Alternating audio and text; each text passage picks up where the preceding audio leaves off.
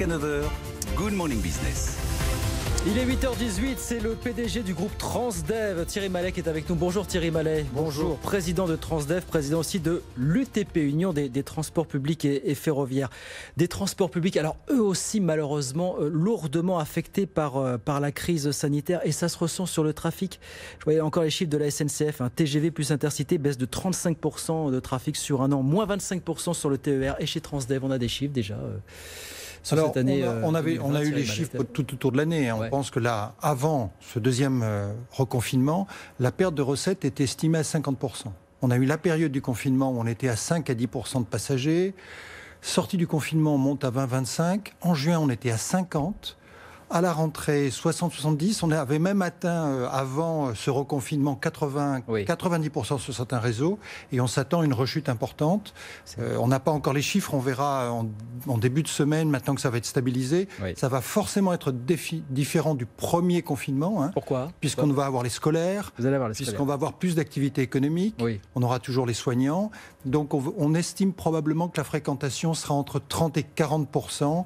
Et on peut aussi comparer ça à ce qu'on a vu dans d'autres pays européens où on a déjà reconfiné. Mais c'est malgré tout d'une brutalité inouïe pour votre profession, pour le secteur des transports. Thierry Mallet, ça pose une question. Est-ce qu'il y a un danger sur le modèle économique des transports publics ? On sait quel est ce modèle. C'est des coûts fixes très élevés et puis des recettes qui malheureusement sont aléatoires, on le voit à l'heure actuelle. Est-ce qu'il y a danger sur le modèle économique ? Et comment les transports publics vont devoir se réinventer au sortir de cette crise pour pouvoir continuer à assurer leur mission finalement ? Alors, il y a une vraie remise en cause du modèle. Le modèle, il repose sur 3 tiers.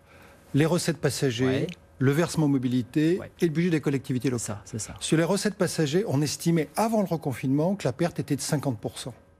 Sur le versement mobilité, ça va dépendre effectivement du taux de chômage, chômage partiel, l'impact du reconfinement. Et sur le dernier tiers, c'est le budget des collectivités locales qui risque d'être impacté. Les estimations étaient une perte globale entre versement mobilité et recettes passagers de plus de 4 milliards. Avant ce reconfinement, on peut penser que le chiffre va être beaucoup plus important. Et les impacts vont pas simplement être en 2020, mais également en 2021. On espérait à la fin de l'année retrouver un trafic de l'ordre de 80 à 90%. Pendant le confinement, pendant les prochaines semaines, on va probablement être en tour de 30-40% suivant les différents réseaux. Donc une baisse de recettes qui va continuer et qui va avoir des impacts à long terme. Bon, il y a eu des aides, malgré tout des soutiens. 11 milliards dans le plan de relance pour le secteur des transports, plus notamment en Ile-de-France, à une rallonge de 2,5 milliards d'euros. Simplement, on a le sentiment que ces aides d'urgence, elles n'arrivent pas assez vite, Thierry Mallet. Est-ce que vous nous confirmez qu'effectivement, on n'a pas encore vu vraiment le gros de cet argent arriver pour soulager un peu les... Alors, l'enjeu du plan, vous avez parlé du plan de relance. L'enjeu aujourd'hui pour les transports publics, c'est le plan de soutien. Parce qu'il faut qu'on maintienne l'activité, il ne faut pas qu'on réduise l'offre, pas trop vite. On va probablement devoir l'adapter avec le reconfinement. Mais il faut bien répondre aux besoins de tous les passagers, de toutes les personnes que nous transportons sur les territoires. Mais effectivement, aujourd'hui, le plan de soutien est une priorité. Il y a déjà un cadre qui s'est mis en place pour l'Île-de-France. Il est nécessaire qu'il soit effectivement étendu à l'ensemble des territoires en France. L'Île-de-France, c'est la moitié de la mobilité, c'est la moitié du budget de transport public. L'Île-de-France, c'est la moitié du budget de transport public, c'est ça en France. Et le reste de la France, c'est l'autre moitié. Il est indispensable qu'on soutienne également les activités sur le reste du territoire. On parlera de l'écosystème, le nouvel écosystème des transports à l'instant, mais puisque vous me parliez effectivement des recettes qui sont en baisse drastique pour cette année, comment est-ce que vous regardez ce débat qui revient en force et qui va forcément revenir en force dans la perspective des prochaines élections régionales ? C'est le débat sur la gratuité des transports publics. Alors, est-ce qu'il vous paraît déconnecté, hors du temps, ce débat, Thierry Mallet ? L'enjeu dans les transports publics, c'est pas le prix, c'est l'offre de service. Quand on va avoir passé cette crise, il ne faut pas oublier que les transports publics, c'est d'abord un fantastique lien social, c'est la cohérence des territoires, c'est la cohérence sociale. Et c'est également un enjeu environnemental. Il ne faut pas que la voiture soit le grand gagnant de cette crise. Donc ça veut dire que pour que on permet aux gens d'avoir une alternative à la voiture, c'est la qualité de service. On ne prend pas les transports publics parce que c'est pas cher. On prend les transports publics parce qu'on a une offre de qualité, on a un service qui démarre à 6h le matin jusqu'à 10h le soir, avec des bus avec une fréquence très régulière. C'est ça qui fait abandonner la voiture. Et le transport public, c'est toujours moins cher que la voiture. Il faut effectivement assurer la gratuité pour certaines catégories professionnelles ou certaines catégories de personnel qui ne peuvent pas accéder au transport, mais il faut faire payer ceux qui peuvent payer, et surtout dans une période de crise comme celle que nous connaissons. Nous avons besoin besoin de tout le financement pour continuer à développer. Là, on parle bien, vous me dites, il faut que les transports soient gratuits pour certaines populations, mais le concept de gratuité universelle des transports, tel que le manient certains politiques, pour vous, c'est illusoire. Ce n'est pas la solution à l'enjeu qu'on a de développer les transports publics. Est-ce que c'est soutenable? Je vous pose la question parce que le débat revient régulièrement en Ile-de-France, mais il y a certaines villes de province qui ont adopté la gratuité des transports. Vous dites quoi? Que c'est viable sur le long terme? C'est soutenable pour des villes qui sont très riches et qui n'ont pas d'enjeu d'extension de leurs services ou qui font le choix d'abandonner plein de projets au profit du transport public. Mais si vous voulez faire des solutions équilibrées, il faut effectivement faire payer ceux qui peuvent payer. Oui. Et c'est ça la bonne solution. Comment est-ce qu'on réinvente les transports demain pour sortir de cette crise? Voilà. Certains disent qu'il faut créer un nouvel écosystème, dessiner un nouvel écosystème de mobilité. Ça veut dire quoi pour vous concrètement? Le premier enjeu, ça va être surtout rétablir la confiance. Aujourd'hui, nous avons perdu 20% de nos passagers qui ont peur des transports publics. Donc l'enjeu, c'est de redonner confiance. C'est pour ça qu'il y a effectivement toutes les mesures de désinfection, la mise à disposition de gel, pour que tous nos passagers comprennent que le transport public, c'est quelque chose, un espace qui est sûr. Et d'ailleurs, aujourd'hui, quand on regarde les chiffres de Santé publique France, moins de 1% des clusters ont été identifiés dans les transports, en général, et dans les transports publics en particulier. Ce qui veut dire que c'est un espace, effectivement, si on respecte les règles, si on porte le masque, c'est un espace qui est sûr. Mais effectivement, il faut faire revenir les passagers à bord. Il faudra faire du transport public un élément clé du plan de relance, mais également un élément clé du plan climatique. Ouais. L'enjeu, ça sera de passer de la voiture à des transports plus partagés. Il y a de l'autopartage, il y a du vélo, il y a de la marche, qui sont des éléments clés qu'on va devoir intégrer dans l'offre de transport de manière générale avec le transport public.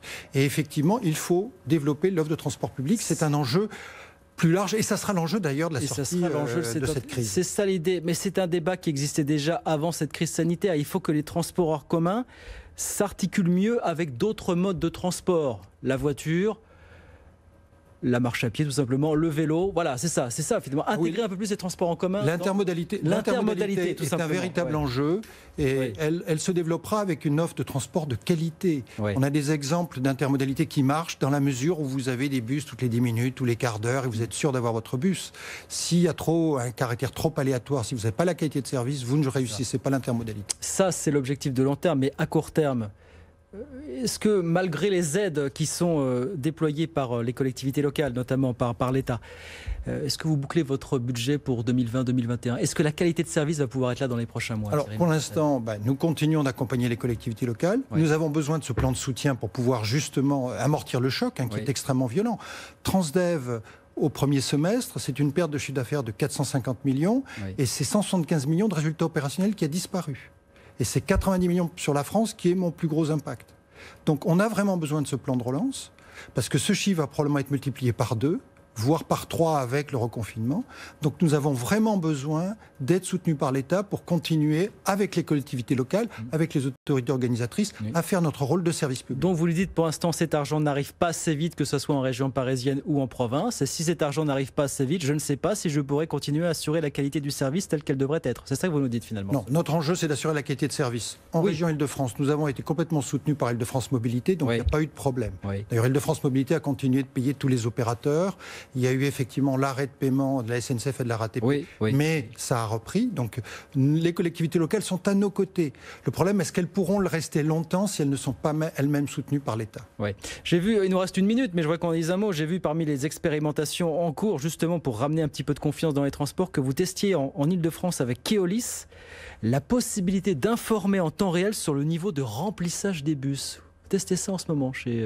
Oui, alors c'est un intérêt, ça permet, d'abord, ça a deux objets. Aujourd'hui, ça permet à des gens qui ont peur de prendre les transports d'éviter les moments où des lignes ou des bus sont trop surchargés.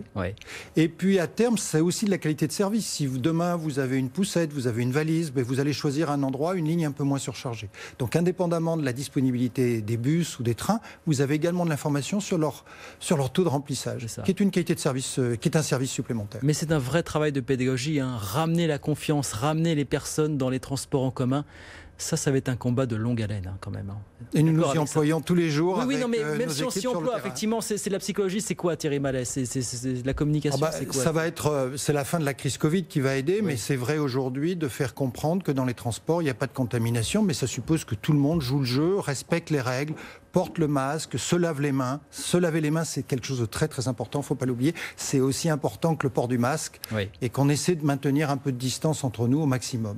Merci beaucoup Thierry Mallet, merci de nous voir, le patron du groupe Transdev, président de l'UTP, l'Union des transports publics et ferroviaires. Merci d'avoir été avec nous ce matin sur BFM Business. 8h30 dans un instant.